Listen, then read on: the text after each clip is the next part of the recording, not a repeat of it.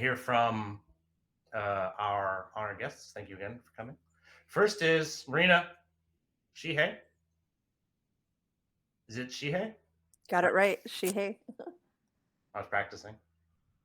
I'm definitely going to get Abby's name right in a moment. So that's it. I've got all the name. I did it. I've known Marina for a while. In fact, I met her. The top left photo um, is the day we met. We met, like I said, on a cultural exchange trip. We were in Israel. Although we come from different corners of the country, um, we are both Jewish, and Israel is an important country for Jewish folks, as you may know. And so we went on a cultural exchange trip there with a bunch of other social entrepreneurs, some of whom were Jewish, some of whom were not. And the first thing they had us do was herd some sheep. You can see there's a picture of a sheep at the bottom right there. And I was doing my best to try to get the sheep up the hill. Not that long later, Rena and I, we cleaned up pretty well, and we went to a gala in Washington D.C. There, that's us in the Uber, and we went to the UN Civil Society conference once. Spoke on a panel together. I think we both looked pretty good. There I am listening intently to the stuff Marina's saying. So, Marina, do you want to talk a little bit about some of your experiences with cross cultural application? Sure. So, good morning, everyone. I am in northern New Mexico. I'm in Albuquerque right now. And my family comes from the Pueblo of San Ildefonso. I'm married into the Pueblo of Zia, and I'm Sephardi Jewish. And so, as somebody who is multi ethnic navigating the world, you learn to code switch pretty early on. And you know, the cross cultural aspect of this discussion, I think is probably inherent in every day of my life. um, but I also have done a lot of international development work, starting in 2015 with the United Nations, and 2013 with the U.S. Department of State. Um, I have worked in various nonprofit aspects and advising philanthropy, especially around Native Americans in philanthropy. I come from the Tewa people, the Northern Rio Grande Pueblos, and I am being Sephardi. I also fall into the Latino category quite often, and so I would say, I think understanding the target audiences, like where they're coming from, is probably the most important aspect to any type of cross-cultural communication, because if somebody doesn't understand your perspective and you're not putting it in simple terms that references, language that they're looking for and that they're comfortable with, you really can't get further than the initial conversation where it's like, we don't understand this, and it's not going to move forward. So making sure that things are very clear and universal language.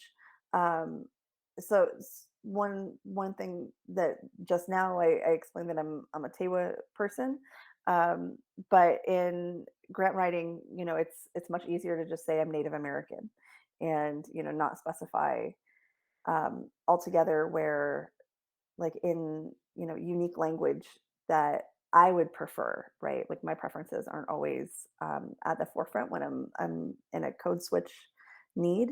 Um, but beyond that, I've done a lot of work, with both with our tribal communities and in terms of community-based philanthropy, that is largely intersectional and international.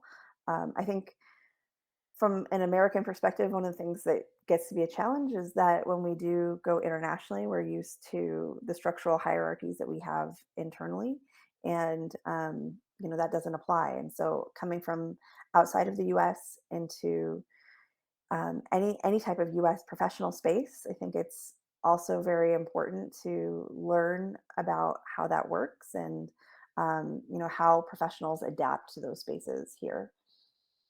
Dave, is there anything specific you wanted me to talk about right now? Or did you want me to go into actual applications of like philanthropic work and grant writing and things that I've done? Um, I Or so is that they later? I'd love to hear it. So you and I, like I mentioned, that you and I went on that trip. Yeah.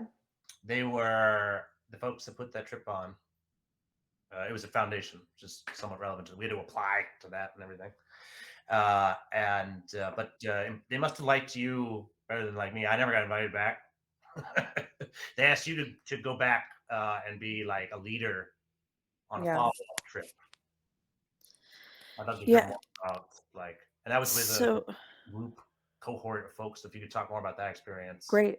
So our trip was about international development and philanthropy professionals. Um, the secondary trip I went on was called Reality Adelante with the Schusterman Foundation, and I was a trip leader for that. And it was um, Latino, Hispanic folks from all over the world, and it was 50 very, very accomplished leaders from all over Latin America. I think there were a few people from Spain, and we did a leadership development trip across Israel, and it was phenomenal. I think I had to advise the foundation quite a bit before we started the program, and the second trip that I went on was dramatically different. I think I think it was honestly one of the best like international trips I've been on in a group form. And I think it had a lot to do with the fact that, people coming together, there was just this really stronger sense of community.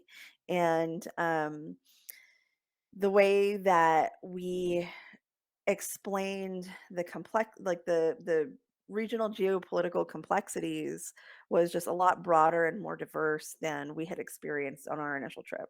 And so, we had a lot of different types of people with us, and this really like beautiful like melting pot of folks on our trip. And we got along well, and worked through understanding a different region in a really complex way that I previously we had not been exposed to that in any of the other trips. So I think trying to explain the histories of where we come from, like I being in northern New Mexico, right? Like our we have like three levels of colonization, and our Pueblo people have been here for 25,000 years per archaeological record. And it's really like most Americans like don't understand the history here, but understanding that it's layered and then presenting other spaces that are layered, um, I think was really, really useful. And I think people could understand that, like there's not just one perspective, there's not just one way to understand the world. And also, history is not always positive, right? But that doesn't mean that we can't have positive pluralistic values that build a more equitable space going into the future. And I did work with that foundation in community capacities a little bit beyond that. During the pandemic, um, I requested that they bring in some capital for our Pueblo governors to have Zoom accounts. And that was one thing that we were having a lot of trouble with because for Native people, like we're very interested in continuing our own cultural lifeways. And one of those things is that we meet in community. And when we have important things to discuss, we meet in community. And during the pandemic, our Pueblos were hit really, really hard. And so we couldn't do Sorry, that. Marina. Sorry to interrupt. A Oh, very large number of people have joined in like the last minute. Could you okay. could you reintroduce yourself and then Sure. I do want to hear. I was really sorry to interrupt because I do want to hear this Yeah, story. absolutely. Marina Shihei, general partner at Endemic Venture Capital and CEO of Pueblo Development NGO. Um, I am in northern New Mexico, and I am Tiwa, Native American, and Sephardi Jewish. Um, and what we're discussing right now is having to navigate with uh, a Jewish American Family Foundation, getting a grant that was a community support grant during the pandemic. And what we needed here in our pueblos was to meet over Zoom to coordinate our responses to the COVID-19 pandemic. And it was really difficult because our Pueblo governors did not want to meet virtually. And so our biggest need was to basically provide them this service and basically like force them to meet in this virtual capacity. Um, and they really probably it would have taken a lot longer had we not just provided Zoom accounts and trainings to them in advance. And it was actually really it was a small grant. Like we only have 20 pueblos, and it was maybe $5,000, and the foundation just did not want to provide it. They wanted to buy like meals for people, or they wanted to buy I don't know, like PPE equipment, and that's not what we needed. And so it took several rounds of discussions with them to get them to understand, like, look, for us, this is the cultural aspect is that we prefer to meet in person. We can't do that right now. So we're trying to create behavior change in a way that's positive for community so that, you know, we're able to like not be as impacted by this as we could have been. And we had the highest rates in the United States of both infection and deaths. We lost over 10% of our population in my husband's pueblo. And so knowing that, ultimately the fact that we were able to coordinate um, virtually was really critical to like our cultural survival. And the foundation very reluctantly gave us this grant. And then after that, they said that they would never buy software for people again. And it was like, but you impacted the lives of 60,000 people and helped cultures continue that have existed since time immemorial. And so, the frustration on their end, um, and the frustration interacting with this, to me was really unfounded. Like they did an incredible amount of good with $5,000. Like I can't even imagine how that could have that kind of impact in any other capacity.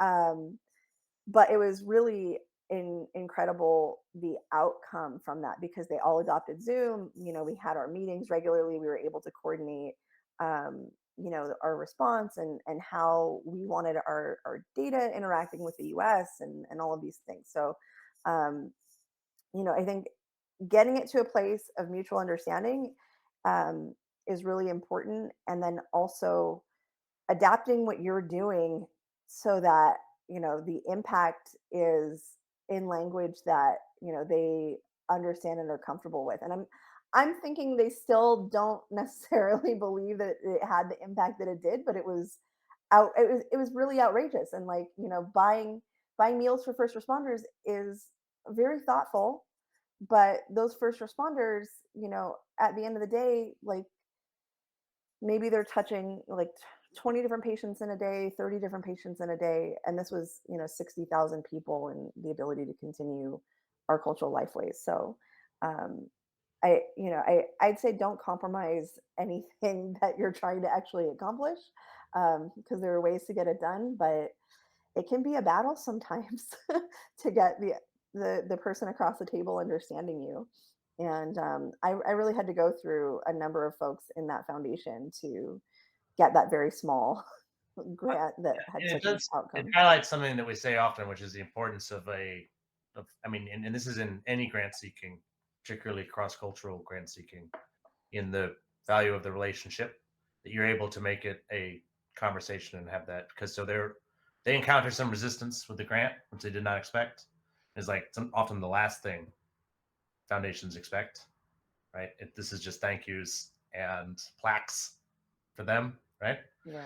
And so any level of resistance seems like an absolute catastrophe, right? But I think you make a really good counterpoint. Like you did the hard work to have, and you're going to have much more lasting impact than whatever the micro grants go go to now. More PR friendly activities, which can be to the which can actually have some impact as well and everything. But like there are funders interested in more of a relationship and more of a give and take and more of an interesting kind of impact, like the stuff you were able to make. We're gonna hear more from Marina in a moment. But next, Abby Robinson. I dug into Facebook Ah, Found some pictures from when we worked together. When Abby and I worked together, I would come in each morning, and Abby would ask if I had a haircut. true Good morning, story. Dave. Did you get a haircut? And I said no. Sometimes, yes, I would have had a haircut, but not. I don't get a haircut every day. And I checked the timestamp on these photos. These are one day apart. The one on the right is the next day. So I can understand why I think, unlike a lot of guys, unlike Scott, for instance, I would sometimes comb my hair differently, and that was very confusing to you. I understand why you were asking me if I had a haircut. But we worked very hard there behind the scenes. Abby raising money, and I was organizing partnerships to place fellows from all over the world.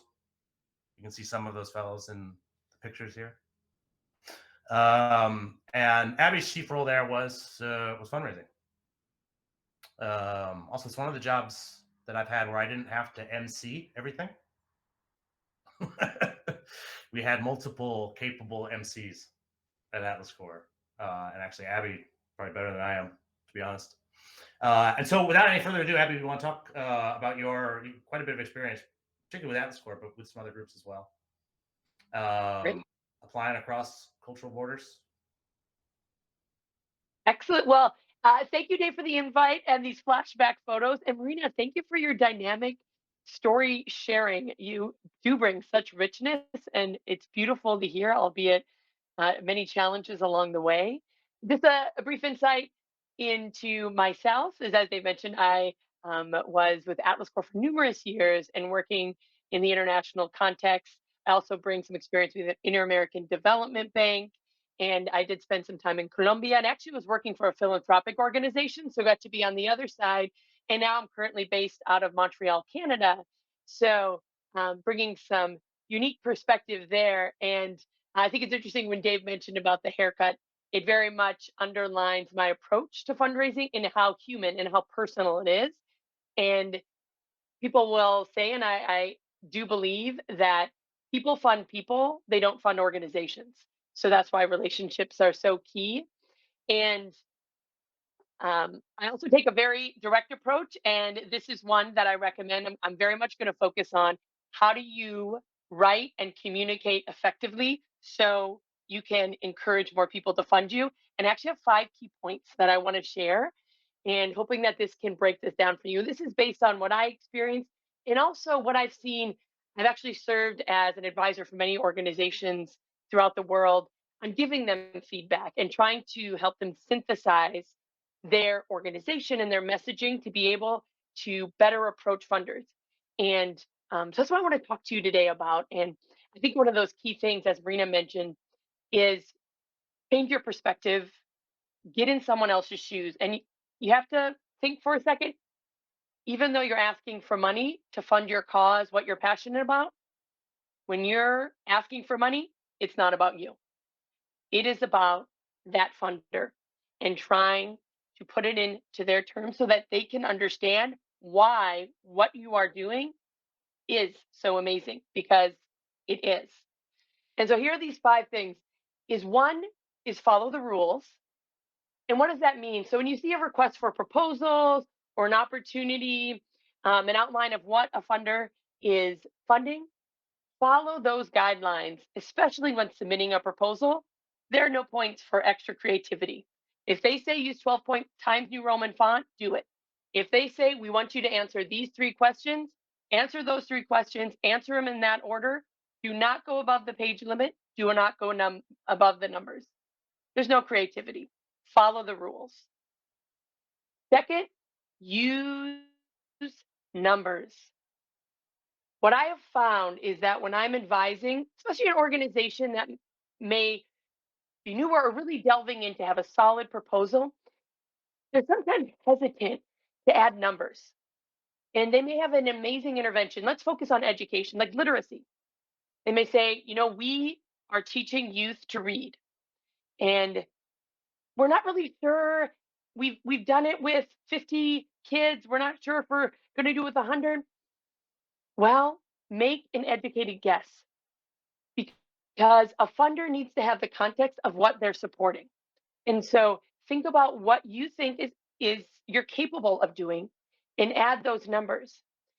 And that's going to help define it's your narrative, your words are painting a picture, but your numbers are creating the frame. And that will help guide a funder. And I want to underline it is okay if, when you get that grant, you may not hit the numbers you proposed. No one expects you to do that. They just want to know how their investment may be used.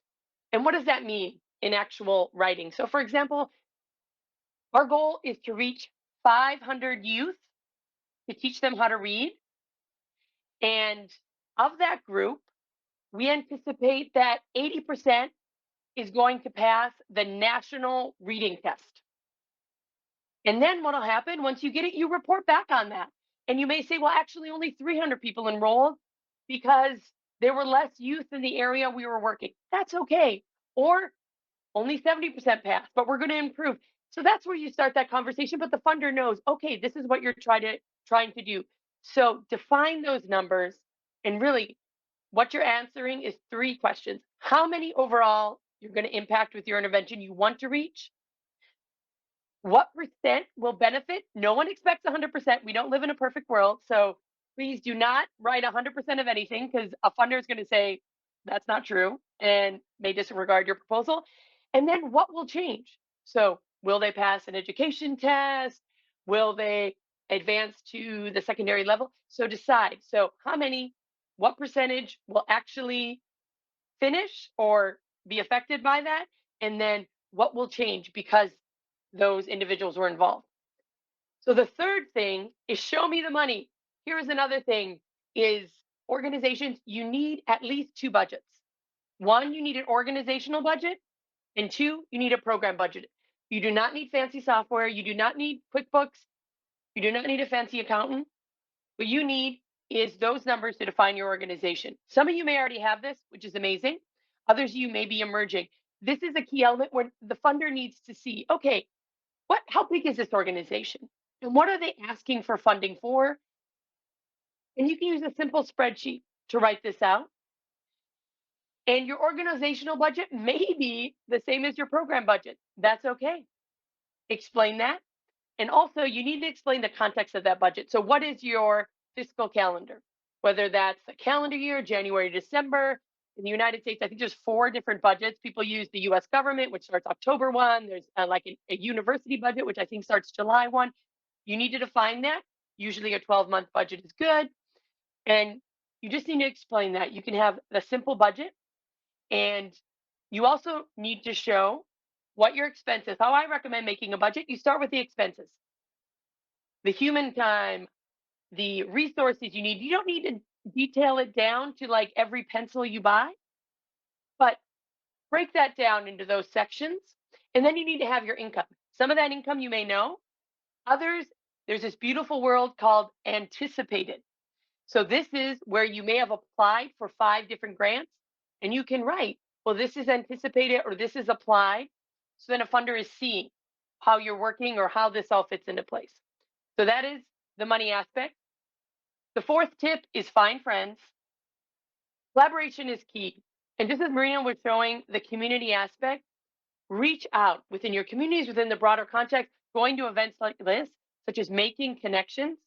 And some of those connections may be, maybe you go in on joint proposals, or maybe you become a sub-grantee, especially organizations that may be delving into the international sphere or delving into larger funders. You may not be there yet. Because if you're a smaller organization, let's say your budget is less than $1 million, it is highly unlikely that an organization that's doing a multi-year grant that is upwards of 500 to 5 million is going to fund you, because they're like, wow, that organization is just not established yet. But if you're partnering with another organization, a sub grant, can you be part of a bigger project? Then you gain that experience. So think about how you can find these friends. Also, your friends can help you look stronger. Every organization is incorporated differently. In the United States, as well as in Canada, you're required to have a board of directors. These are your fiscal agents. They are fiscally, mean financially responsible for your organization. That is a legal title. What about how many of your organizations have advisory boards? Maybe a volunteer council? These are individuals that are more, they may be active, like they're engaging with your organization on a certain activity in a volunteer capacity, or they may be lending their name because they're passionate about what you do. Now, remember, Atlas Core is a great example. I came in on about year 2 of the organization, and there was the board. The board was a very working board. Like they were friends of the CEO trying to get things going. And then he was very smart. He created an advisory board of key figures like, if you know, the founder of Ashoka, someone from the World Bank, someone from the US Department of State, so that when we talked to potential funders, they looked and they said, wow, you have someone from the World Bank, the US Department of State, Ashoka, other these large international NGOs that are engaged with you. And we said, yes. And so it added that credibility. So just think about how you can add that to enhance what you're doing. Because that's funders are looking at that because they want stability, they want credibility. And then the last piece is revise and reduce. So when you are writing your proposal, you're writing your pitch. Please revise. I know you put all this energy in, and sometimes I write proposals over the course of like months, and then I'm like, I do not even want to see it again because I've read it 50 million times. Then have someone else read it because that spelling mistake, I don't care if you're using AI or however you're writing it, the bad grammar, oh, people are going to say, oh, that's exhausting. Like, I can't, I'm reading 20 proposals and I do not want to read a proposal that's just written really poorly. And the other one is reduce. Is so when you're looking at, you may have this beautiful paragraph that's like a whole page long. You know what? Can you say it in half that? It's going to be just as powerful because, again, they're reading 20 proposals. Let's really condense to the most powerful words. Or I always recommend a 1, 2, maybe a 3-pager about your organization. And this is something I've seen a lot. Like organizations will present to me and say, okay, here's what we do. And they'll give me like this 20-page pitch deck. And I'll say, wow, that is great. I'm lost after page 2. Can you please break it down into 2 pages? And then I can see exactly what you do. And I'm invigorated by that instead of exhausted from turning pages. So those are my 5 tips. Happy to discuss. Follow the rules, use numbers, show me the money, find friends, revise and reduce. Back to you, Dave. Excellent. And I'd like to get, if we can get those 5 tips, I will add them to the slides and send them out afterwards so people can have a written version to go along. I have a question, something that I just want to ask you again about something we were talking about in the pre-session. When we're at Atlas Core, we get funding from a variety of different sort of the U.S. State Department and also some funders that accepted proposals in Spanish. We had an office in Colombia. And I was very interested to hear, and I think the folks will be interested to hear as well. They're we call it Atlas Core the reverse Peace Corps sometimes, right? So some of the folks on the call, I think, are doing what you were doing in reverse, right? They speak Spanish primarily and will be applying to foundations that accept proposals in English. You wrote most of our proposals in English, but we submitted stuff in Spanish sometimes as well. Can you talk about how you went about doing that? That is an excellent question. And first and foremost, professional translation is expensive and can be cost prohibitive. And second, it is, I think, the fact that many proposals, one of the languages will be English, and they may accept other languages, but English is probably consistent. So one tip I recommend is, and this goes back to the find friends on your advisory board or creating a circle of volunteers that are either native English or high level English proficiency, that would help with reading your proposals. So to that example that Dave shared is that yes, I speak Spanish. I am not as eloquent of Spanish writer, and I don't feel as confident in my Spanish. And what we would do to help supplement that is that I could write it in Spanish, and then we had a strong community in Colombia, and so we had a group that they would revise those proposals and then make it that higher level Spanish that we then felt comfortable professionally submitting. And so, is there a possibility to do that? Could you recruit volunteers, get them on your advisory board? You might be looking where to start. So, depending on where you're located, I mean, is there a an expatriate community, or is there a Peace Corps community where you are? Are there other international NGOs to start having those conversations, connecting? Because there may be individuals that want to volunteer and offer that service while they're in country or even when they return home. And I know return Peace Corps volunteers are extensively active in countries where they served. And so those just are some stepping stones to seeing where you can find these creative resources, asking for help instead of having to pay for professional services. AI, yes, someone suggested AI, which I think is also good. I do recommend you can use AI, and then have someone read it. And I think this is someone from Apandamos Centro de Atención Integrada. That is great. And that is also a time saver because if you say to a volunteer, you're really putting the final touches, and I think it'll make a big difference.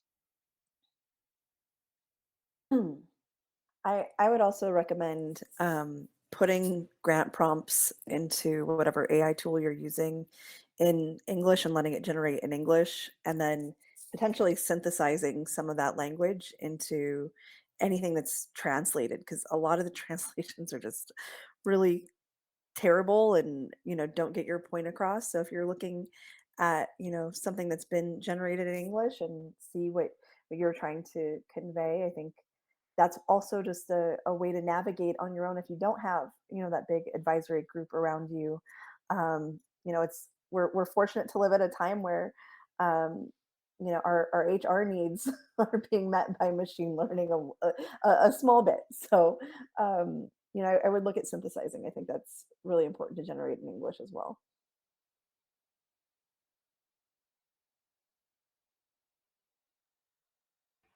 We did. I just shared a link in the chat. We did a whole session on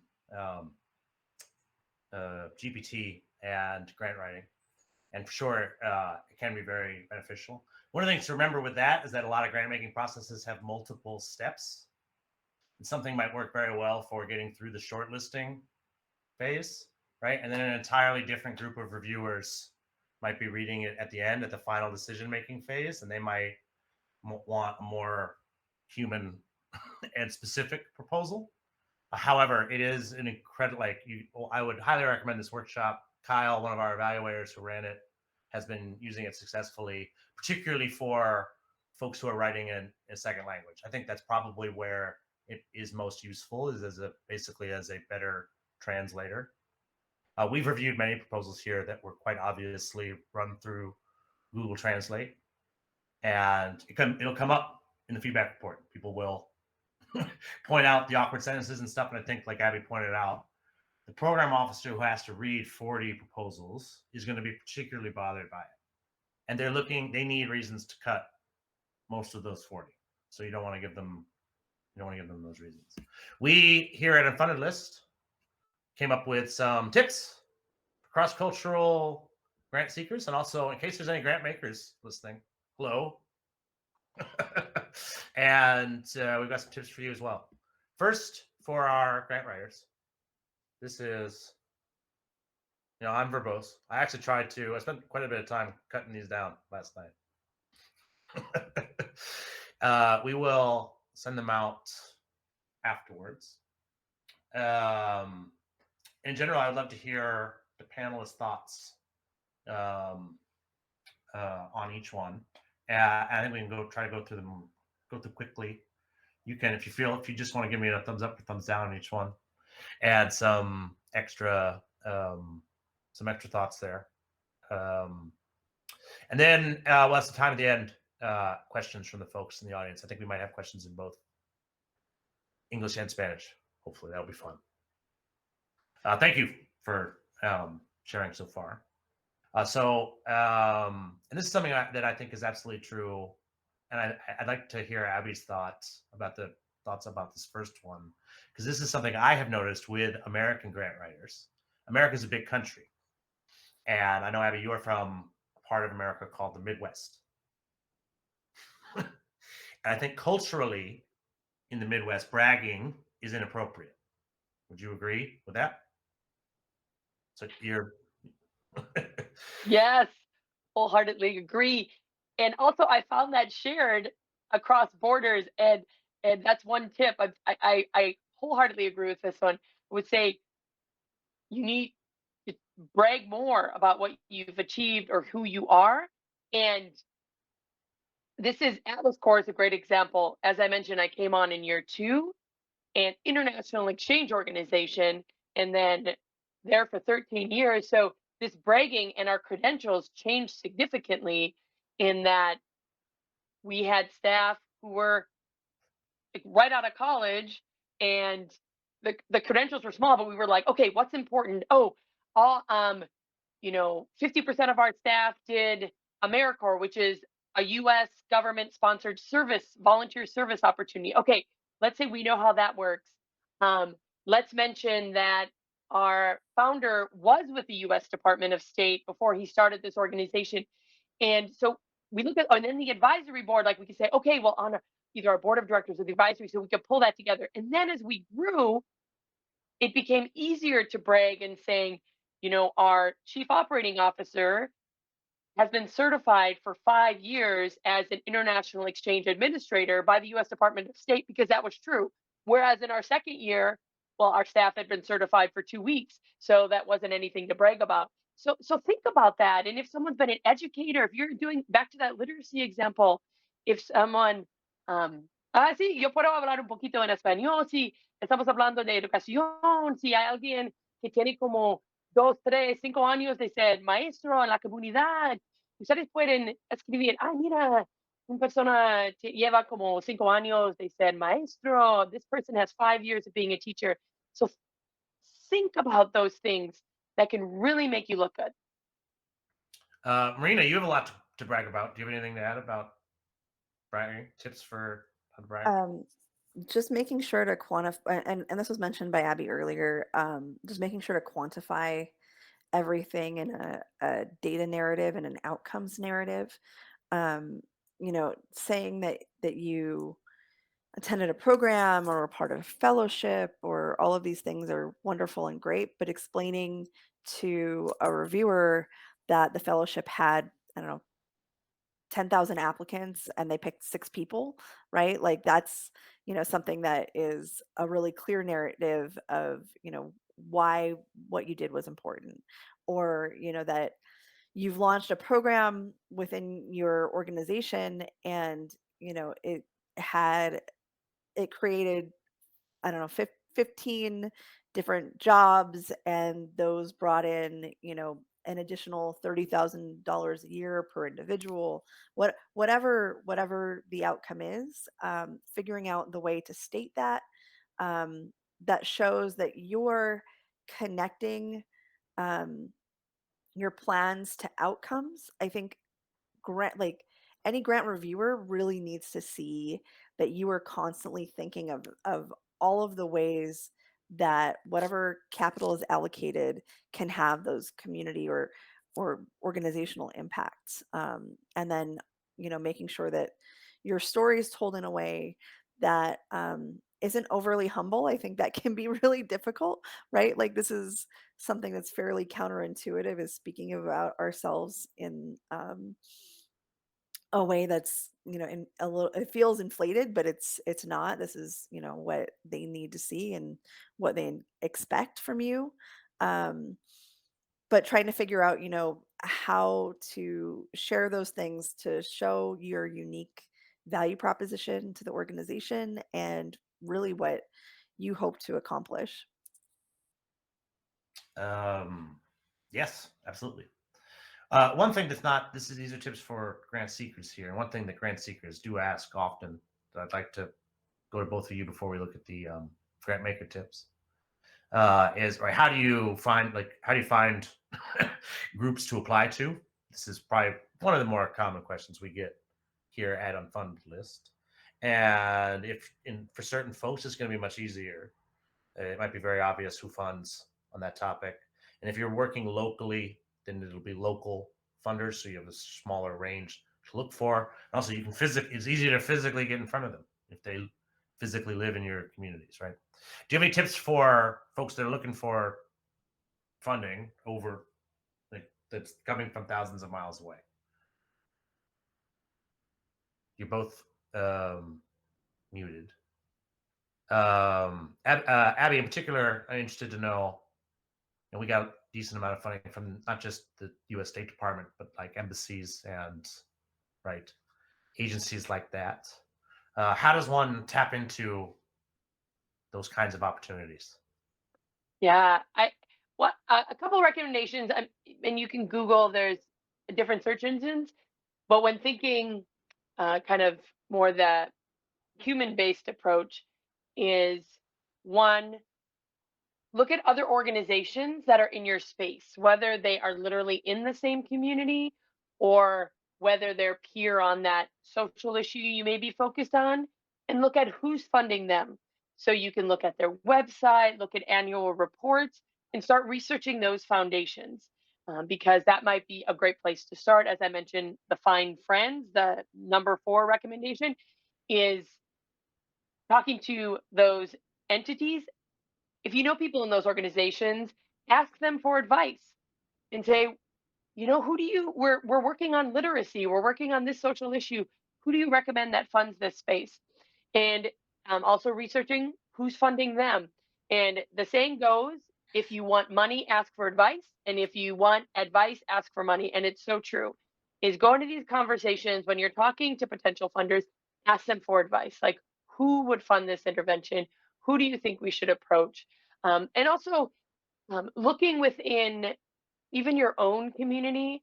And a lot of with Atlas Core, a lot of that was as we built up the volunteers, built up our board, built up this advisory board, and seeing where did those individuals have connections. And the State Department, as Dave mentioned, working with a lot of US embassies abroad. I mean, we were a State Department affiliated program doing international exchange.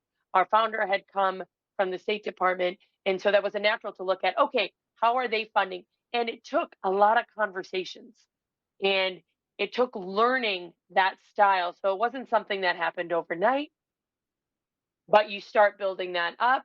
And so think about what are those communities, also these events. And that's the beauty of remote now, is that you can attend more of these events without having to travel. So look at these different communities. Have a presence on LinkedIn, I think is really becoming rich, even more so than it ever has in the past. And also, especially in this international space, some of these larger international NGOs, as Dave and Marina were mentioning, how the model's been shifted. I think it's continuing to grow. How the money may go to large international NGOs. Let's say your World Visions, your CARES, your Red Crosses, but then sub grants. They're trying to trickle more down into the community, and knowing that these community-based organizations are having stronger interventions. So are there the cares, the world visions, and such of the world? Are they looking to subgrant? That may be a way to look, or even to have the conversations with those staff on the ground and say, is there a way we can get into these funding streams or can collaborate with you? So start having those conversations, and it does take time to build them up, but hopefully the advice you get will lead to some positive funding outcomes. Terrific. Here are moved on to the next one. Um, Marina, did you have anything oh, to? yes, I think I'm frozen. There we are. There you go. I would add that, most organizations are reachable online, whether it's directly reaching out to them, whether it's LinkedIn, um, finding people on who work for an organization on Twitter. Most people are surprisingly open to, just direct contact. And I can say, when I was getting started and when I was younger, and was like, okay, I don't have the network that I need to get the outcomes that I want. Just having constant meetings across like time zones and things from my home um, was really, really helpful. And, even when I started, I didn't know what questions I should be asking. I didn't know, what I needed to know about these organizations. And like people will teach you in meetings. If you just have, these introductory meetings and just tell them what you do and what you want. And it's really like surprising, like how effective that can be. It leads to other introductions. It leads to them sharing opportunities with you for years. And I would just say, even before you're ready and when you're not comfortable with it, that's the time when you should be reaching out, and reach out and have those meetings with as many funders and foundations and strangers as you possibly can in the industry. I also put a link in the chat, which is one of my favorite international sources for opportunities and fellowships. It's called Opportunity Desk. They have grants, fellowships, competitions, and it's just an aggregator. It has a lot of the UN and international development spaces. It's not comprehensive by any means, but it has a lot of interesting things on it. So if it's not on your radar already, please add it. Thank you very much. Marina is definitely like always on the pulse. She's constantly applying for things, getting grants. So it's a very strong recommendation. I've never personally heard of Opportunity Desk, but that sounds great. I'd like to open up for questions from the folks in a moment. But before we do you have any anything to add to our tips for grant makers here, or just in general? Do you have any strong recommendations for folks who are giving grants across cultural lines? So, one thing is, so I did a recent talk with Native Americans in philanthropy, and I love that they exist as a bridge to translate community needs to grant makers. I think, there need to be more organizations like this, but also looking to organizations like this just as a learning and like personal edification piece is really critical. You don't necessarily know about a community unless you're hearing from them directly, or you can't anticipate needs unless you're on the ground. And so, more places you can listen and learn, the better. It really makes that capital that's being distributed more impactful. Excellent. Clara, are you there? If so, would you like to moderate some questions for the rest of the time? Clara? Maybe not. Oh, I don't. I do. Oh, wait, no, she is there. I don't know. We can handle it for now. If we can using the hand raising feature is very handy. First is, and I'm not going to try to. Abby, can you help me? Yeah, Relaciones Institucionales. Okay. Hi, good morning. Can you hear me correctly? Yes. Okay. First of all, I wanted to thank both of you for your time. I have two questions, if you don't mind. One's more directed towards Abby, and one is for both of you. I wanted to ask them if they had any advice when they first mentioned that we should make a comment about numbers in our proposals from past projects. If they had any advice on what to do when maybe those numbers aren't really impressive in volume, because I'm from Cultura de Trabajo and we're a small NGO, so maybe they are not as shocking as one would want to write in proposals, no? And then I had another question for both of you. Either of you can reply. It's more about if you had any advice on how to apply for specifically US funds, like any specifically looking into this cultural side, being more immersed in it. If you had any particular advice on that. Great questions. And the first one, can I ask how would you describe your social issue area? Oh, we work for labor inclusion of vulnerable individuals. So they live in homeless shelters or they are directly homeless. Great. And the first is to make your numbers impactful. and like Dave had this one of his bullet points too, is context. So when you define your problem, can you define it in a way that explains how, can show how your intervention is so strong. So I'm going to use simple terms. I'm going to use the literary example again. If you're like, for example, the problem is we're in a community with 100 children, and then your numbers are, we want to reach 75. So that context shows like you're reaching 75% of the youth in that community. So is there potential to do that? And then I think also in what examples of impact do you have? And do you have quotes, success stories? And Atlas Core did a lot of this. When I started, we were at maybe 10 fellows a year. That is not impressive when you think organizations are bringing like thousands of people to the US. And then we grew to even 100 is still a small number. And what we would do, depending on that funder, is have maybe the profile and try to show, okay, we had a woman come from Brazil to work on child exploitation. It's an exchange program in the United States. And then she went back to Brazil and she helped open their Brazil office for this organization. Wow, that's only one person. And yet it shows significant impact. So is there someone, so if you're working with homeless or the pipeline, like someone that was homeless and now they're housed and they're providing for their family, um, that might be an example of show more of your pipeline. So it's not about the quantity, but the quality of how you're providing that service. And when looking at, how do you break into that US funding is, again, going back to look at what organizations, especially, what international NGOs are in your space or in your country or maybe in your community. Are there connections through those? And looking at, um, are there international NGOs like operating in Latin America on this issue, that you may look at who they're funding, or can you connect? I will say the U.S. embassies. I'm not going to hugely promote that.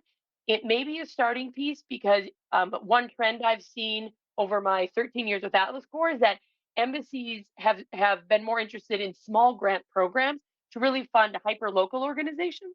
So that might be an opportunity, though that's just one avenue. Um, so I'll pause there and see if Marina have anything to add. So I would say it's really one of the things that's difficult is that there's no one way to apply for grant funding in the US, right? Like every foundation is different. Every foundation is looking for different things. Their staff, have different backgrounds and proclivities. Unfortunately, you have to study that, and you have to study people who got funded, look at the projects that are coming out of it, and if there's anything related or similar to what you're doing, look at using some similar language, but also differentiating yourself from that existing project. Because if they think that they've already funded something like this, like why are they going to fund what you're doing? um, I would say in addition to that, reach out to the organizations you're thinking about applying toward like funding from, and have as many conversations with their staff as you're able, and don't feel bad if they don't respond, right? Like, I get contacts from strangers all day long, and some of them I respond to and some of them I don't, and it's not necessarily personal, it's based on like my capacity. So if you're looking through an organization, just reach out to a lot of people and talk to them, because there's going to be things in every single organization that you're not going to specifically know, because those are the conversations they're having with their boards, with their advisory committees, with the funders themselves, and they'll give you that information. They'll tell you specifically what they're looking for, what they need from you, and how to get funding from them. And that's honestly the best strategy is to ask them directly. Thank you so much for your advice, both of you. Oh, sorry. I'll add in quickly that this comes up at unfunded lists sometimes. We'll have folks send us proposals and they'll say exactly like you said earlier, these numbers aren't impressive and we think that's why people aren't funding us. It may be, like Marina said, there's a lot of different funders. And if you know one foundation, like It's a completely different group of people at the other foundation who might make. And I've seen the same proposal apply to very similar looking RFPs and get approved by one program and not approved. Human beings at the end of the process here. Even the programs that do use AI, they really only use it in the shortlisting part, right? And then like a human person does make decisions at the end. One of the ways that at Unfunded we can be really helpful with, right? I'm going to take your proposal. I'm going to show it to as many different kinds of people as possible, right? I'll show it to folks whose profile is similar to someone who might be reviewing proposals at USAID. I'll also show it to somebody who has a lot of experience with family foundations. I'll show it to somebody who has experience with your issue area, somebody who is from your part of the world, somebody who's never been to your part of the world, right? As many different perspectives as I can get into the report. And some of those folks are going to be wrong. They're going to, through ignorance, they're not going to know what you're talking about. They're going to be confused. One of the things that I've seen happen, though, is that folks who say what you say, that your numbers aren't that impressive, that my reviewers tend to be very impressed by those same numbers. Any amount of social change is very impressive. Most people don't do anything. Right? They're just trying to go about your lives. If you actually like helped on a significant issue, like you're helping homeless people in some sort of organized fashion, that's going to be very impressive. Like you might not necessarily get the funding, but right, I think there's probably a way to do your storytelling in a way that is impressive. It goes to our point earlier about bragging better. And I hope you'll, right, send us a parole. I'd love to read the specifics about what you do and have some folks read it. Are there any other, I can't read any of there are some Spanish comments, which I cannot read. Are there any questions? We had a hand raised that went down, but we are at a full hour. So we can, unless there are more questions. Marina or Abby, do you have any closing thoughts for folks? They can just be well wishes if you want. Yeah. Just want to say, keep up the great work. If your responsibility is really advancing your organization through finding funds, resources, building human capacity, because humans are also a resource that can benefit your organization, just keep your energy high, keep positive, because you need to turn over a lot of stones. You need to submit a lot of proposals before you have those wins, and the wins will come because when you have some valid activities, you have that passion. So just stick with it, be positive, and just thank you for your work, your efforts. Your community is appreciated, and that success is going to happen. So just know your work is well worth it. So much appreciated, your efforts. Thank you very much. Marina, any last words? I just say don't get discouraged. Just continue building your personal knowledge base, learning about these foundations that you might want to work with, and keep building your network. Your network is really, really important in philanthropy, and making sure that you continue to have the resources coming in that you need. Terrific. Thank you again for joining us. Tomorrow. Thank you all. We Thank you, Dave, for the invite. Marina, it's been great.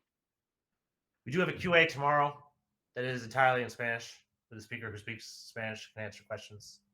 And we have one after that that will be in English and French. So we've got a bunch of languages covered tomorrow. This was a very great topical session. Okay, I think I can get the. Is it Consultando Soluciones? Yes. I offered if anyone wanted to ask something in Spanish, I could translate. Thank you. Sí, Ernet, dime.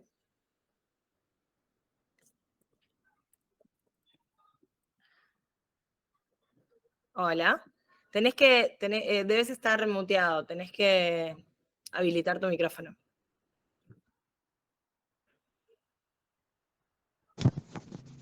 Genesar Hernández, de Venezuela, Sí. director del Centro de Innovación y Creatividad e Emprendimiento. Me gustaría saber cuál es la facilidad de acceso para la parte de Sudamérica en cuestiones de procura de fondos para actividades que tengan que ver con el impulso a los objetivos de desarrollo sostenible y programas que impulsen el ecosistema del emprendimiento. ¿Cuál es el porcentaje que podrían tener las instituciones que puedan accesar a la gestión de fondos? Bueno, voy a tratar de hacer la pregunta. Si querés, igual la puedes ir escribiendo en el chat, así la puedo traducir mejor. Y estoy pensando, no creo que te puedan dar una respuesta con porcentaje, la verdad. Pero la pregunta entonces sería, ¿cuál es como que, si hay, cuáles son las chances para las organizaciones que persiguen los objetivos de desarrollo?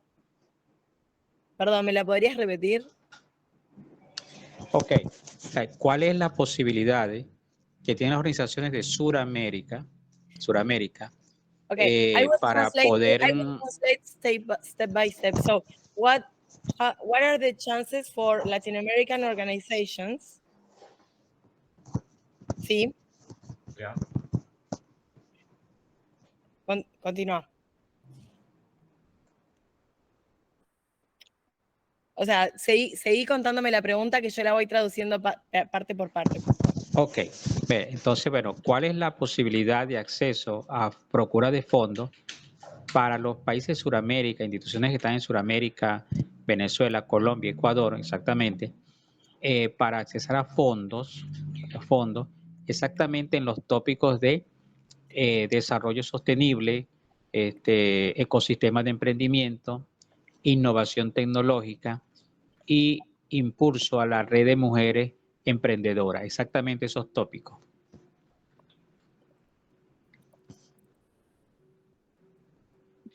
Sorry, I'm writing everything he's saying, but not writing it properly. So you can see that on the chat. So he wants to see how many chances organizations that are working on these topics have regarding like the total amount of funding that exists. So I already said that, of course, you're not going to be able to give percentages, but he wants to know if it's something that it's paid attention to or not. Yes. So I'll go first. I'll try to be quick, just based on some of my own experiences here. Like, yes, absolutely. I think there's what you have now is a lot of chatter from Western funders, or whatever terminology you want to use, people who have a lot of, right. They would like to be, particularly in the international development space, and this has been happening for a long time. They don't want to give to gatekeepers. They would like to give directly to organizations on the ground. Right, that is something that they fundamentally want to do. They will talk, and then if they can do that successfully, that's something that makes them look very good in the space, which is a motivator, right? What they'll like talk about more privately, right, is this is very hard to do. The proposals are very hard to understand. It's very hard to figure out which of these organizations is the best one to send the funds to. I'm in a similar position to them here at Unfunded List. I read as many proposals a year as anybody, and they come from all over the world. And I usually have the opportunity to follow up and talk to those folks, and I give more benefit of the doubt in my program than any funder does. And when I get to when I figure out like what's going on in the program, I find out that that it is a very good program. No one idly writes a proposal. It's everybody who submits a full proposal somewhere is probably doing something very impressive. And I say that having read 1,051 proposals over the last 7 years. All of them were written by somebody doing something fundable, right? They might need a lot of improvement, right? But they are fundamentally tackling a real challenge. But like the fundamental challenge we're trying to tackle here in Unfunded List, and I think there's a lot of opportunity here, is to take your proposal drafts, right? Turn the diamonds into polished ones or whatever. Hopefully there's a more flowery Spanish translation for that, right? I'm sure these proposals can be drafted in a way that makes them fundable for the vast majority of organizations. And I've been able to help some small number of organizations do that. Hopefully, we'll be able to do more through the KujaLink partnership. I think Marina probably has some thoughts. Perdón, So, Francisco, ¿vos querés ayudar a contestar la pregunta, o sea, a traducir lo que Dave acaba de decir o a contestar la pregunta que hizo Gernet? Tal vez justamente aportar un poquito a la pregunta que tiene el compañero. Sí existen muchas fuentes para Latinoamérica y en todos esos temas, ¿no? De sustentabilidad, de innovación tecnológica, la cuestión de mujeres, en general derechos humanos y demás. Yo pertenezco a la Red de Cooperación Internacional Mexicana y nosotros, por ejemplo, mapeamos convocatorias para México de cooperación internacional, viniendo de agentes públicos, privados y mixtos. Yo recomiendo al compañero que visite las páginas de Nodoca, de la Red Argentina de Cooperación Internacional, de Impactia y otras, si quieren ahorita las pongo aquí en el chat, para que pueda observar cómo es que sí existen muchas convocatorias para acceso a América Latina, ¿no? Entonces, pues eso es una de las preguntas constantes de las organizaciones civiles en Latinoamérica, si existen fondos, y si lo hay muchos, tan solo nosotros mapeamos más de 500 convocatorias internacionales para México. Entonces seguramente va a haber para esos países. Ahorita pongo aquí unas ligas para que puedan conocer un poco de estas. Eso es todo, gracias. Super. Sorry guys, I know we are way past the hour, but Francisco, si vos podés, estos recursos que vos estás mencionando, en vez de ponerlos en el chat, que después se pierden, ¿quisieras ponerlos adentro del grupo de discusión de Latinoamérica de KujaLink? Yo hoy compartí el acceso a ese link en el último mail que les envié a todos los participantes y ahí estaría buenísimo porque son recursos que después todo el mundo puede encontrar. Le pones el título como lugares para encontrar fondos o nada. Cada tanto yo publico algunos y creo que no todas las personas, y no solo las que asistieron a la reunión, podrían aprovechar. Buenísimo, claro que sí. Gracias. Okay, I don't know if any of the speakers understood what was going on, but what happened was Francisco had some advice and also some websites where Gernet could check out some funding opportunities for specifically Latin America and the sectors that he was asking about. So I just I was ordering putting the information in order so everyone and not only the attendees could take the opportunity to check that out. And I don't know if any of the other speakers want to respond anything about what Gernet had asked. And thank you for staying longer.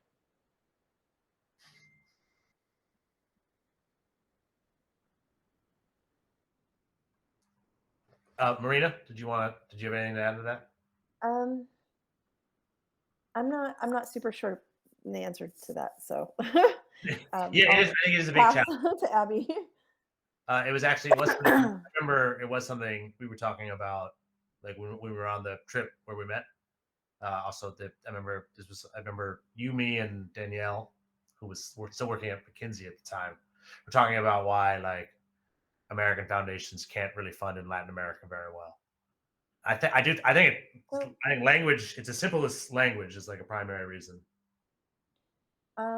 I'm not really sure about like international tax implications and things like that. Yes. So I think, there's probably quite a bit of that. Yes. But in addition to that, so in the US, Native Americans get 0.4% of philanthropy. Latinos year on year get 1 to 3%. I'm not actually sure. And prior to this conversation, I did look up to see if I could figure out how much of US-based philanthropy goes to Latin America in general. And I don't personally know the statistics. And I wasn't really clear on what that is. I think there's a lot of, there's a pretty significant lack of transparency when we look at that.